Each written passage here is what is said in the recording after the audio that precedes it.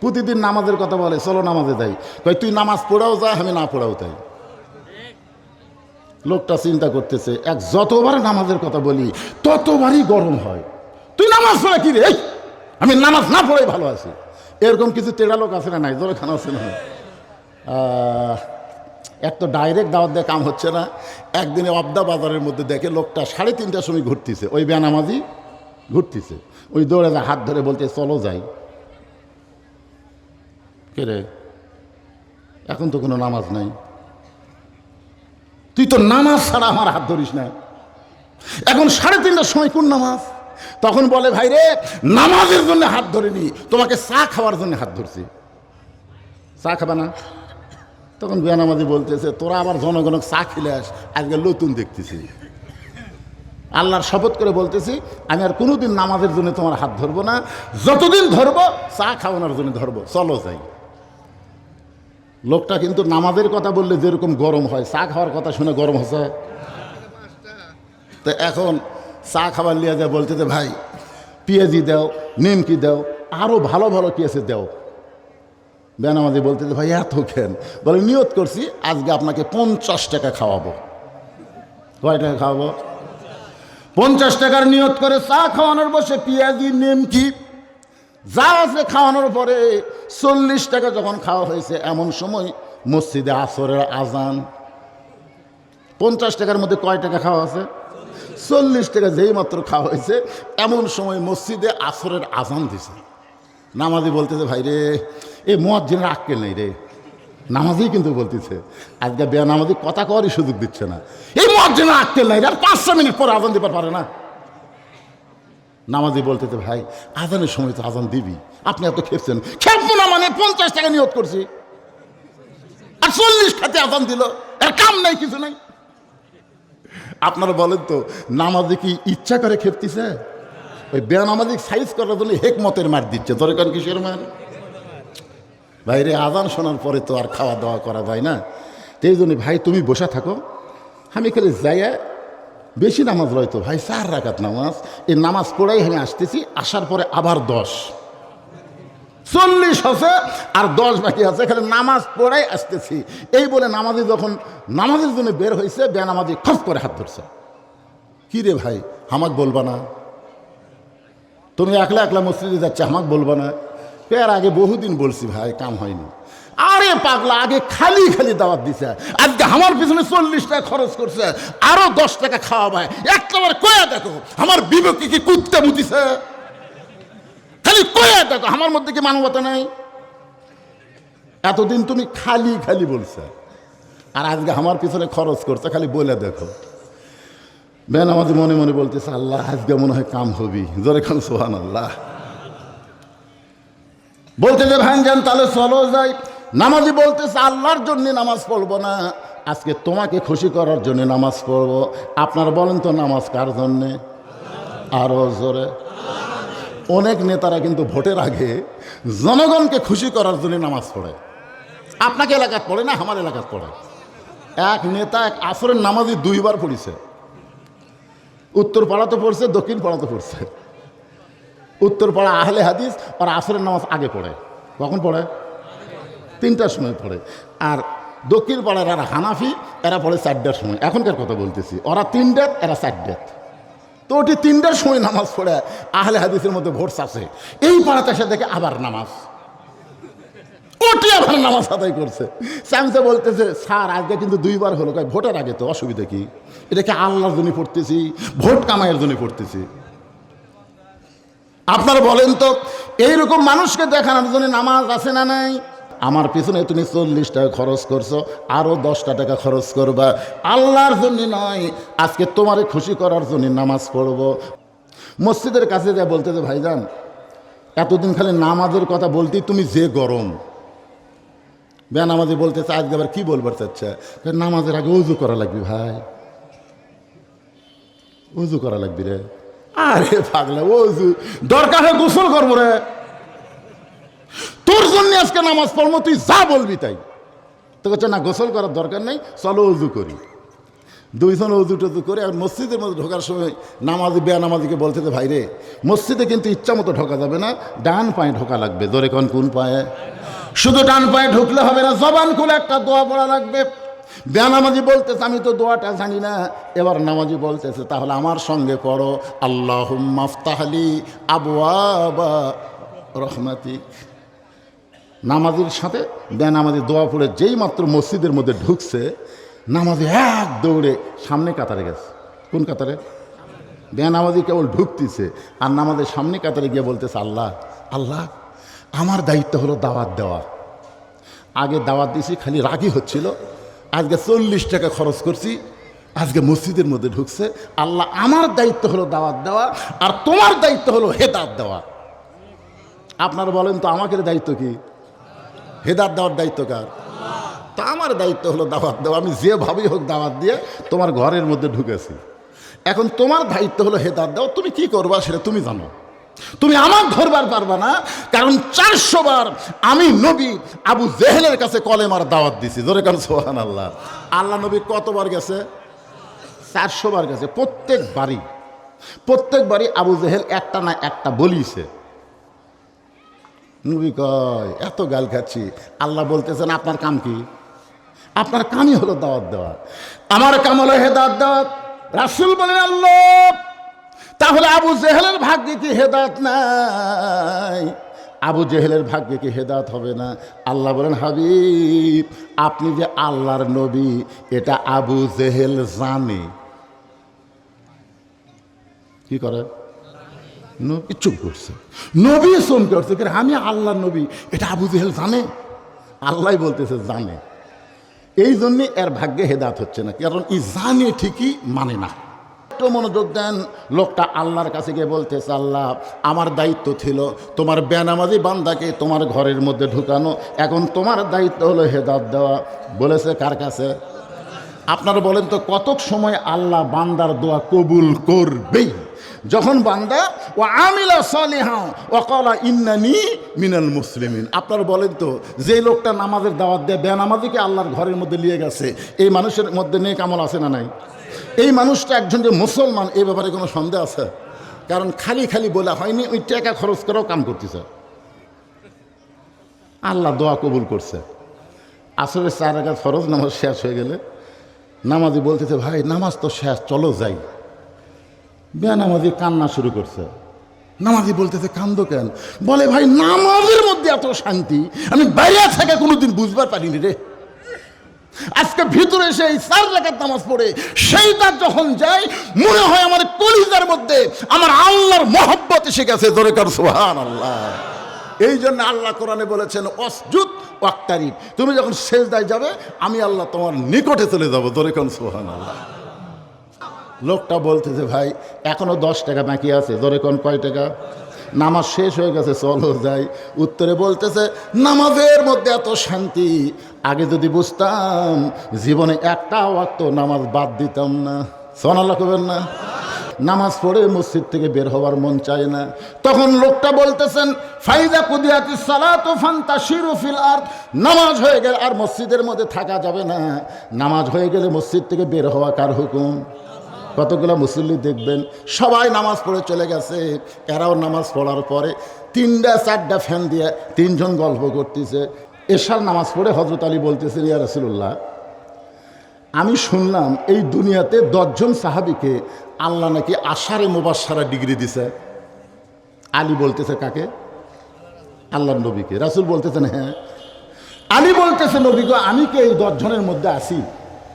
রাসূল বললেন তোমার নাম 4 নম্বরে আছে। জোরে কোন কয় নম্বর? 1 নম্বর হলেন আবু বকর, 2 নম্বর হলো ওমর, 3 নম্বর ওসমান, 4 নম্বর আলী। নবী যখন মদিনার রাষ্ট্রনায়ক ছিলেন এই 4 জনকে আল্লাহর নবী 4টা দফতর দিয়েছিলেন। 4টা কি দিয়েছিলেন? দফতর বোঝেন? ধর্মমন্ত্রী হলেন আবু বকর, আইনমন্ত্রী হলেন হযরত ওমর, অর্থমন্ত্রী হলেন ওসমান গনি, আর শিক্ষামন্ত্রী হলেন হযরত আলী। ধরে এখন সুবহানাল্লাহ। এই যে 4টা দফতরের নাম করলাম, এই যুবকেরা মনোযোগ দিয়ে শোনো। ধর্মমন্ত্রী আবু বকর, ঠিক আছে? তার মধ্যে ধর্ম কম না বেশি? আবু বকর কেমন ধার্মিক ছিলেন?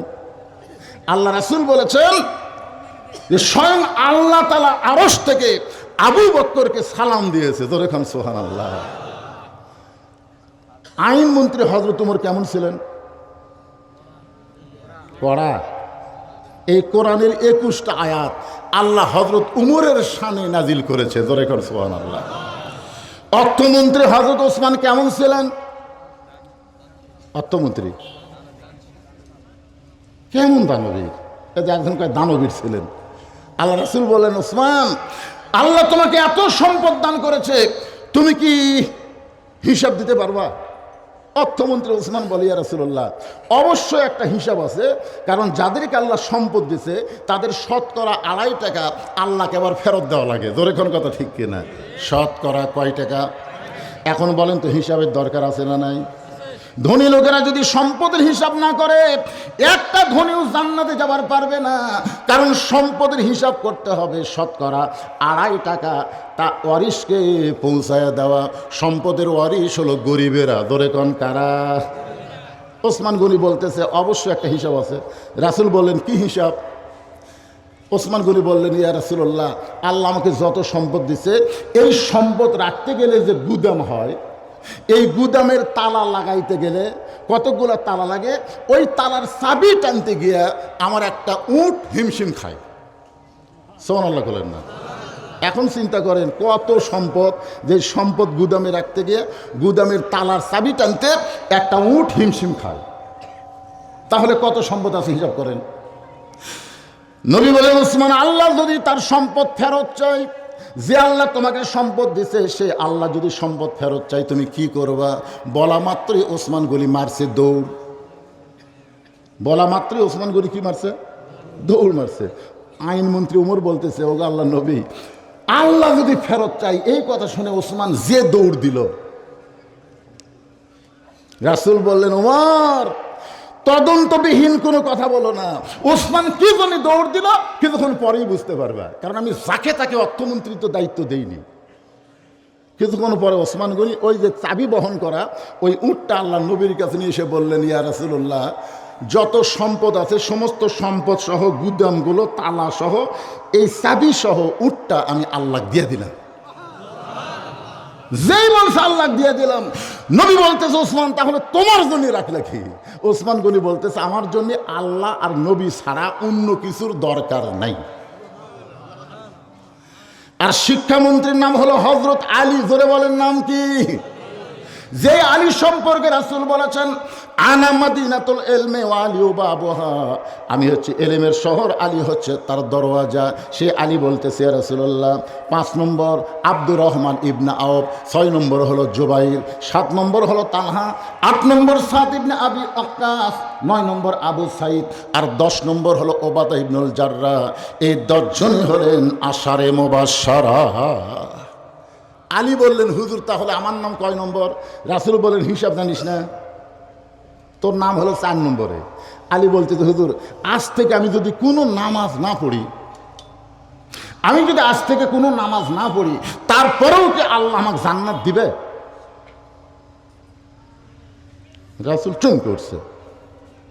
আলী তো মারাত্মক একটা কথা কথা। কি কথা? আজ থেকে আমি কোনো নামাজই পড়বো না, আল্লাহ আমাকে জান্নাতের সার্টিফিকেট দিয়েছে 4 নম্বরে। যদি আজ থেকে আমি কোনো নামাজ না পড়ি, এরপরেও কি আল্লাহ জান্নাত দিবে? আল্লাহ রাসূল বলে, আলী, শুধু নামাজ না, তুমি যদি আল্লাহর কোনো হুকুম না মানো, এরপরেও আল্লাহ তোমাকে জান্নাত দিবে। কেরে, কি হলো? মাইকের শব্দ ঠিক মতো শুনবার পাচ্ছে না নাকি? পিছনে যারা আমার কথা কি শুনবার পাচ্ছেন? কথাই কয় না।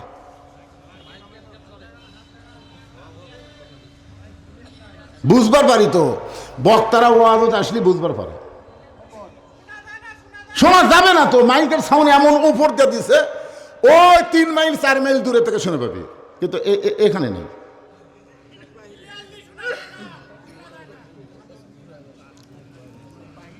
এই মাইকালা ভাই, এই দেখো তো, জনগণ শোনার একটা ব্যবস্থা করো।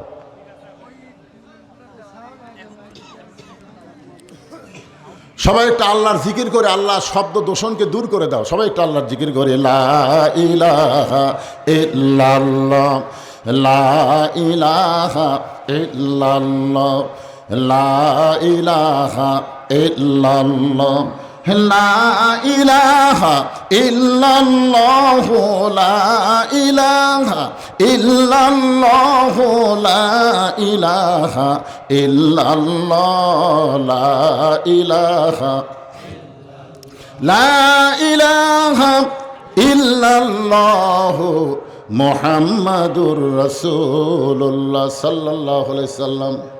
হযরত আলী বললেন, ইয়া রাসূলুল্লাহ, একদিনে সব তো বাদ দেওয়া যায় না। আজকে আপনার সামনে আমি বললাম আজ থেকে ফজরের নামাজ আমি আর পড়ব না, কারণ 5 ওয়াক্ত নামাজের মধ্যে সবচাইতে কষ্টের নামাজ হলো ফজরের নামাজ। কোন নামাজ? আপনারা বলেন তো, 5 ওয়াক্ত নামাজের মধ্যে কোন নামাজ জামাতে না পড়লে মুনাফিক? এসব আদি দেন, ফজরের গুরুত্ব বেশি দেওয়া হয়েছে। 5 ওয়াক্ত নামাজের মধ্যে একটা ওয়াক্ত নামাজ বাড়ি পড়লেও সে মুনাফিক হবে যদি মসজিদে না আদায় করে। সেই নামাজের নাম কি? আপনাদের মসজিদে কোন নামাজে মুসল্লি কম? তাহলে আপনাদের গ্রামে মুনাফিকের সংখ্যা বেশি না কম? মুনাফিকের জায়গা হলো জাহান্নামের সবচাইতে নিচে। আর আলী বলতেছে, ইয়া রাসূলুল্লাহ, আজ থেকে ফজরের নামাজ আমি পড়ব না। রাসূল বলেন, আলী রে, ফজরের নামাজ যদি নাও পড়ো এরপরেও আল্লাহ তোমাকে জান্নাত দিয়ে দিবে। এই কথা বলে হযরত আলী যখন চলে গেলেন, আবু বকর রাদিয়াল্লাহু নবীকে বললেন, ওগো নবী, আলী এত বড় একটা বেয়াদবি করলো, আজ থেকে ফজরের নামাজ পড়বেন না। আপনি যে কিছুই বললেন না। নবী আবু বকরের কানের কাছে মুখ লাগায় ফিস ফিস করে বলতেছে, আবু বকর, নামাজ যদি জান্নাতের জন্য হয় তাহলে আলী নামাজ বাদ দিবার পারবে, কিন্তু নামাজ যদি আল্লাহর জন্য হয় আলী জীবন যাবে একটা ওয়াক্ত নামাজ কোনোদিন বাদ দিবে না। আপনারা বলেন তো, নামাজ কার জন্যে? জোরে বলেন, কার জন্যে? আর হযরত আলী কি বলতেছে, আল্লাহ যখন আমাকে জান্নাতের সার্টিফিকেট দিয়েছে তাহলে আজ থেকে আর ফজর পড়ব না। এই কথা বলে হযরত আলী বাড়িতে গেলেন। দরজায় গিয়ে সালাম না দিয়ে ফাতেমাকে ডাক দিলেন। ফাতেমা যখন দরজা খুলে বলতেছে, আসসালামু আলাইকুম, আলী চমকে গিয়ে বলতেছে, ফাতেমা, সারা জীবন সালাম দিয়ে বাড়িতে ঢুকি, কিন্তু আজকে সালাম দেওয়ার কথা মনে নাই। ফাতেমা বলতেছে, মনে হয় আপনি কিছু বাদ দিবার চাচ্ছেন। আর যখনই বাদ দিবার চাইছেন, আপনি ফরজ বাদ দিবার চাইলে আল্লাহ ওয়াজিব আপনার কাছ থেকে কাইরা নিবে। যদি ওয়াজিব বাদ দেন তাহলে সুন্নত আল্লাহ কেড়ে নিবে, আর সুন্নত যদি বাদ দেন নফল আর আদায় করতে পারবেন না। এটা হলো আল্লাহর নিয়ম। বাজান একটু মনোযোগ দিয়ে শুনবেন। আলী বলতেছেন, ফাতেমা, আজকে ফজরের আজান যখন বেলাল দেবে খবরদার তুমি যেন আমাকে ডাক দিও না। ফাতেমা চমকে গেল। যে আলী তাহাজ্জুদের নামাজ পড়ে আর সে আলী বলতেছে ফজরের আজান যখন বেলাল দেবে তুমি যেন আমাকে ডাক দিও না। ফাতেমা মুস্কি মুস্কি হাসতেছে, কারণ যারা তাহাজ্জুদের নামাজ পড়ে তারা কোনোদিন ফজরের নামাজ বাদ দিবার পারে না। ধরে কোন কথা ঠিক খেয়ে না? আপনারা বলেন তো, তাহাজ্জুদের নামাজ আর ফজরের নামাজ, এই দুই নামাজের মধ্যে পার্থক্য কি? তাহাজ্জুদের নামাজ হলো মহাব্বত, আর ফজরের নামাজ হলো ইবাদত।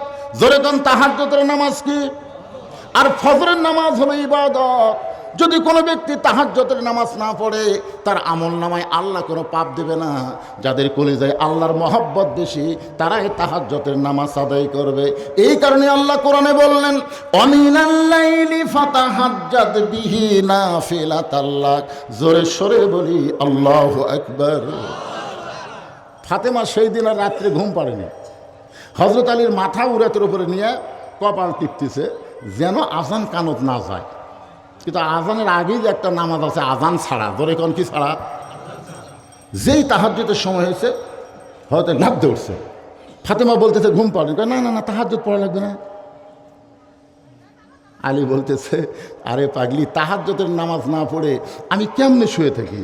আল্লাহর মহব্বত আমার কলিজায় এত বেশি, তাহাজ্জুদের নামাজের মধু আমি ত্যাগ করবার চাই না। হযরত আলী ওযু করে তাহাজ্জুদের নামাজ আদায় করলেন।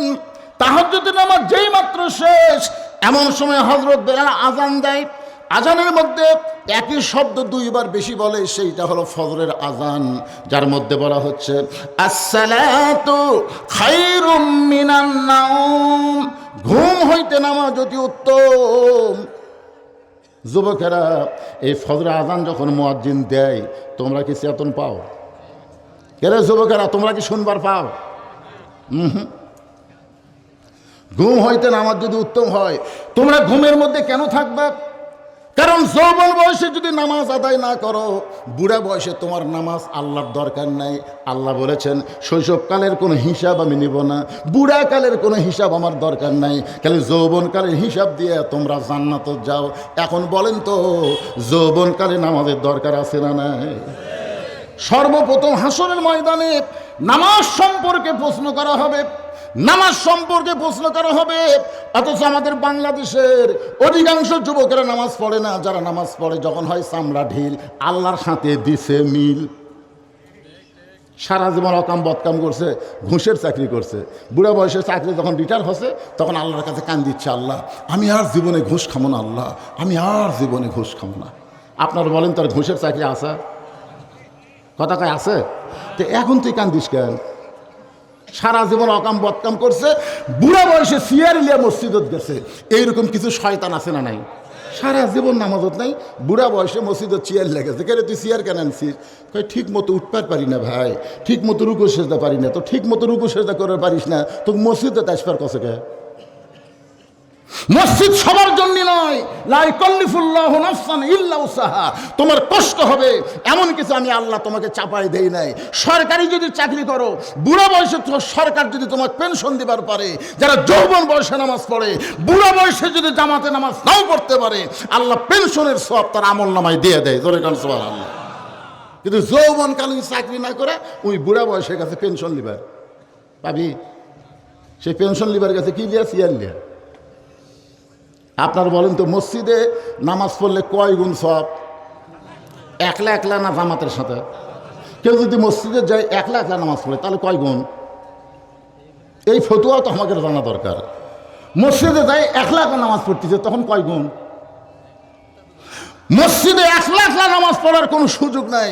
মসজিদে গেলে জামাতের সঙ্গে নামাজ পড়া লাগবে। জোরে কারণ কিসের সাথে? জামাতের জন্যই তো মসজিদ। এখন আপনারা বলেন রাসূল বললেন জামাতে নামাজ পড়লে আল্লাহ 27 গুণ সওয়াব দিবি। এটা কি কাতার বেঁকা করে না সোজা করে? সবাই বলা লাগবে ভাইজান, যারা শুনবার পাচ্ছেন, কাতার বেঁকা না সোজা? এখন বলেন কাতার সোজা করবার গেলে পায়ের গোড়ালির সঙ্গে গোড়ালি মিল করা লাগবে। কিন্তু যেই লোকটা চেয়ার লিয়ে গেছে ওর পায়ের গোড়ালি কোন জায়গা? আপনাকে এলাকার মসজিদের মধ্যে কি চেয়ার নাই? যদি থাকে উনি কি বসেন না? বসার পরে দেখবেন তো ওর পায়ের গোড়ালি কোন জায়গা। তাহলে পায়ের গোড়ালি যদি আগে যায়,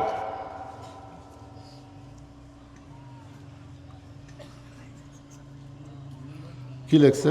মাজুরের জন্য জামাতে নামাজ। মাজুর, মাজুর আয়াতই বললাম তো, লা ইকাল্লিফুল্লাহু নাফসান ইল্লা উসাহা। এই আয়াতের অর্থ আপনার বুঝা পাননি। তোমার কষ্ট হবে এমন কিছু আল্লাহ তোমাকে চাপায়া দেয়নি। আর মাজুর ব্যক্তির জন্য জামাত ওয়াজিব না। অসুস্থ ব্যক্তির জন্য জামাত কি? যেটি পারে সেটাই পড়বি। খাড়া হয়ে পড়ুক, বসে থেকে পড়ুক, শুয়ে থেকে পড়ুক, ইশারার দ্বারা পড়ুক, পড়তে হবে, কিন্তু জামাতে পড়া লাগবে না। আমার কথা কি বুঝতে পারলেন? তাহলে যেই লোকটা সিয়ারলে পড়তেছে ওর পাঁকুটি, তাহলে আপনাকে দায়িত্ব কি? ওরই কারণে যে 27 গুণ সওয়াব কম হচ্ছে, তাহলে ওকে কাতারের মধ্যে নিবেন না কি করবেন? তখন আপনাকে 4 জন ব্যক্তি এসে ওর 4 চেয়ার ধরবেন, সহ কান্দত করে লিয়া বারান্দার থবেন, যে তোর জন্য ভিতরে দরকার নাই, তুই বারান্দার থাক। আর এই সভাপতি আর সেক্রেটারির কথা হচ্ছে না, এখানে 27 গুণ সওয়াবের কথা হচ্ছে। জোরেকার কথা ঠিক না? আপনি কি ইয়ার কি মারবেন? মসজিদে যাচ্ছেন 27 গুণ সওয়াবের জন্য যাচ্ছেন, আপনার পায়ের গোড়ালির সঙ্গে গোড়ালি মিল করার দরকার আছে না নাই? এখন যদি এসপি সাহেব কাতারত থাকে আর চৌকিদার ভয়ে যদি আধার পিছনে আসে, জামাত হবে? আওয়ামী লীগ যদি সামনে যায়, বিএনপি যদি পিছনে আসে, তাহলে জামাত হবে? তুমি জামাত আওয়ামী লীগ করো, বিএনপি করো, তুমি যেই দলই করো, মসজিদের মধ্যে গিয়ে কোনো দলাদলি চলবে না। পায়ের গোড়ালির সঙ্গে গোড়ালি মিল করে, কাঁধের সঙ্গে কাঁধে মিল করে জামাতের সঙ্গে নামাজ পড়া লাগবে। জোরে কোন কথা ঠিক কি না? একটু মনোযোগ দিয়ে শুনবেন। যুবকদের জন্য বলতেছি, যুবক, যেই মাত্র ফজরের আজান হযরত আলীর কানের মধ্যে ঢুকে গেছে, সঙ্গে সঙ্গে হযরত আলী তাহাজ্জুদের নামাজ শেষ হয়ে গেল। এখন মাথায় পাগড়ি পরে মসজিদ দিকে রওনা দিয়েছে। ফাতেমার সামনে দাঁড়ায় বলতেছে, আপনি না বলেছেন ফজরের নামাজ পড়বেন না? আপনি নাকি আমার বাবার কাছে ঘোষণা করেছেন ফজরের নামাজ পড়বেন না, তাহলে এখন পাগড়ি মাথার দিয়ে কোথায় যান? আলী বলতে তো, ফাতেমা আমি ফজরের নামাজ পড়বো না এটা ঠিক আছে, কিন্তু আজকে একটু বাহির থেকে নামাজের দৃশ্যটা দেখবার চাই। নামাজ পড়বো না, কিন্তু আজকে বাইরে থেকে দেখো জনগণ কিভাবে নামাজ পড়ে। হাজার হাজার মানুষকে নিয়ে একজন ইমামের নাম হলো ফজল ইবনে আব্বাস, জোরেকর নাম কি, জোহরের নামাজ আদায় করতেছে। ইতিমধ্যে এক পাগল বাইরে থেকে বলতেছে, ইমাম মসজিদে নাই রে, ইমাম মসজিদে নাই। আপনারা বলেন তো, যেই লোকটা বলেছে ইমাম মসজিদে নাই, উনি কি মসজিদের ভিতরে আছে না বাইরে আছে? বাইরে থেকে যেই বলছে ইমাম মসজিদে নাই রে, ইমাম মসজিদে নাই, সমস্ত মুসল্লি এরকম হাত বাঁধা অবস্থায় মেহরাব দিকে তাকাছে, মেহরাবের দিকে তাকাছে। আপনারা বলেন তো, বাইরের লোক বললো ইমাম মসজিদে নাই, ভিতরের লোক তাকালো কেন? কথা কয় না। ইমাম না নিয়ে, ইমামকে সামনে না নিয়ে কি এরা নামাজের নিয়ত করছে? কথা কয় না রে ভাই, নামাজের নিয়ত করছে? তাহলে একটা পাগল ছাগল বললো ইমাম মসজিদে নাই, ইমাম মসজিদে নাই, তারপরে সমস্ত লোক চোখ টেরা করে দেখলো ইমাম আছে। তো ইমাম সামনে থেকে নামাজ শুরু করার পরে একটা পাগল ছাগল কি বললো, সেইটা শোনার পরে চোখ টেরা করে তাকালো। আপনারা বলেন তো, ওরা কি নামাজের মধ্যে আছে? হাদিস আছে বিস্তারিত, হুজুরে কলব ব্যতীত করছেন কালেও নামাজ তোর হবে না। তবে কেন গাও জোয়ারি, মানুষকে দেখাও নামাজ পড়ি, ও তোমার সিদ্ধ বীজে সুফসল ফলবে না। আজও কেন আল্লাহর নামাজ ধরতে পারলা না? হযরত আলী ফজরের নামাজ দেখার জন্যে ফাতেমার কাছে বলে যখন বাড়ি থেকে বের হলেন, মসজিদ নববীর চারিদিকে ঘুরতেছেন, আর সমস্ত সাহাবীরা মসজিদের মধ্যে ঢুকতেছেন, আলী খালি বাইরে ঘুরতেছে, আর সবাই খালি ভিতরে ঢুকতেছে। আপনারা বলেন তো, সবাই ভিতরে ঢোকে, একজন বাইরে ঘরে। কিছুক্ষণ পরে হযরত আলী দেখতে পায় মসজিদের বারান্দায় একজন সাহাবী নামাজের মধ্যে ঢুকে গেছে। ওই সাহাবীর নাম হলো আবু যর গিফারি। সাহাবীর নাম কি? আবু যর গিফারি। সুন্নত নামাজ পড়তেছে। আল্লাহ রাসূল বলেছেন, ফরজের আগে 2 রাকাত সুন্নত আসমান এবং জমিন বিক্রি করলো তার সমান হবে না। জোরে কোন সুবহানাল্লাহ। হযরত আলী ইমান বলতেছে, আলী রে, তুই তো নবীর কাছে কইছি ফজরের নামাজ পড়বো না, তাই বলে কি সুন্নত পড়া যাবে না? নবীর কাছে বলছিস আজ থেকে ফজরের নামাজ পড়বো না, তুই ফজর না পড়লি না পড়, কিন্তু আবু যর গিফারির সাথে সুন্নত গিয়া পড়। ইমানের বলে বলিয়ান হয়ে হযরত আলী আবু যর গিফারির ডান পাশে ফজরের 2 রাকাত সুন্নত নামাজ আদায় করছে। আবু যর গিফারি সালাম ফিরাইছে, আলীরও সালাম। আবু যর গিফারি ঘুতা দিয়ে বলতে, ভাই তুমি এসার সময় কি করলে? তুমি আল্লাহ নবীর সামনে বললা আজ থেকে ফজরের নামাজ পড়বো না, তাহলে এটা কি পড়লা? আলী বলতেছে, আমি ফজরের ফরজ পড়বো না, তাই বলি কি সুন্নত পড়া যাবে না? আবু যর গিফারি মুখের উপর আঙ্গুল দিলেন। যেই হযরত আলী বলতেছে ফজরের ফরজ পড়বো না, তাই বলি কি সুন্নত পড়া যাবে না, আবু যর গিফারি মুখে আঙ্গুল এই কারণেই দিলেন, হঠাৎ মুখ ফসকে যদি আর একটা কথা বের হয়। রাসূল বলেছেন, সাহাবীরা তোমরা জানো, আমি নবীর পরে কেউ যদি তোমাদের ওস্তাদ থাকে, সে ওস্তাদের নাম হলো হযরত আলী। রে সাহাবীরা, আমি নবীর কাছে কোনো কারণে যদি তোমাদের আসতে সমস্যা হয়, তোমাদের যদি আসতে ভয় লাগে, তাহলে আমার আলীর কাছে জেনে নিও, আমার কথা আলীর কথা সমান হয়ে যাবে। সুবহানাল্লাহ কন্যা খান। এই জন্যে প্রত্যেকটা সাহাবী আল্লাহ নবীকে যদি প্রিন্সিপাল মনে করত, ইসলামের প্রিন্সিপাল যদি মনে করত, ভাইস প্রিন্সিপাল হলেন হযরত আলী। প্রত্যেকটা সাহাবী হযরত আলীকে ওস্তাদের মতন সম্মান করত। জোরে কোন সুবহানাল্লাহ। আবু যর গিফারি মুখে কি দিছে? আঙ্গুল দিছে। যদি মুখ ফসকা কিছু বের হয়, ওস্তাদের অসম্মান হবে। আপনারা বলেন তো, ইসলামে ওস্তাদের সম্মান কম না বেশি?